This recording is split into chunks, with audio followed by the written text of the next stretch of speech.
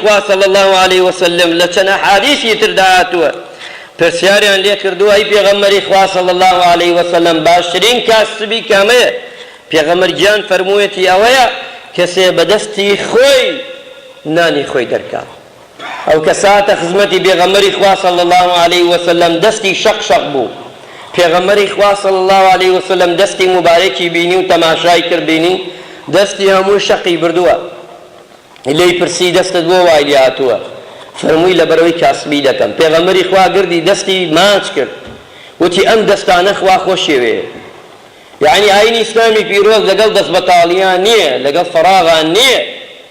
پێغەمبەری مبارەک صلی الله علیه وسلم دەستی کاسبکارێک ماچ ئەکا کە دەستی هەمووی شەق شەقی بردووە خوێنی لێ ئەتکێ یان زامار بووە لەبەر ئەوەی ڕزقی ماڵ و منداڵی پەیداکە. هەروەها شانمان دەدا هەر کەسێ ڕزق پەیدا بکا بۆ ماڵ و مناڵەکەی وەکەوەی غەزایە لە پێناوی خوادا کردوێتی، وەکەوەی حەج دەکات، وەکەوەی عومرەکە، وەکەوەی عیبادەتەکە. بەڵام ڕزقی حەڵاڵ مەسڵمانە عەزیزەکان ئەمڕۆ هەمووی تێکەڵ بووە وریابین ئامان و سەد ئامان.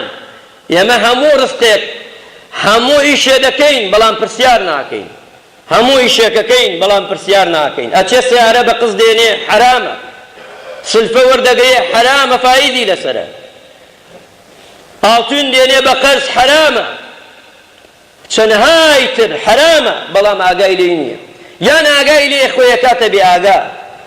وریابین کاتێ تۆ کاسبیەکەکەی ئەم کاسبیە لە یەکی دەرەوە. ئەمڕۆ ئەنواعی فێڵ هەیە، ئەنواعی فێڵ دروست بووە لە شەریکات، ئەنواع بووە لە بازاردا.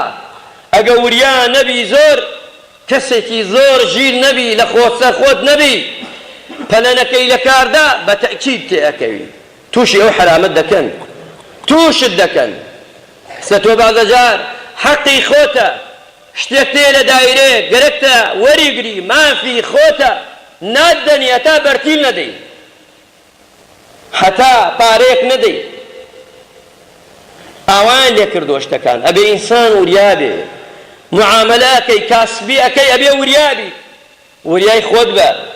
وەزیفەتەیە وەزیفەکەت جوان جێبەجێکە. تۆ وەزیفەتەیە نابێشتی تر بخەیتە پاڵی وەزیفەکەت، ئەبێ وریابی.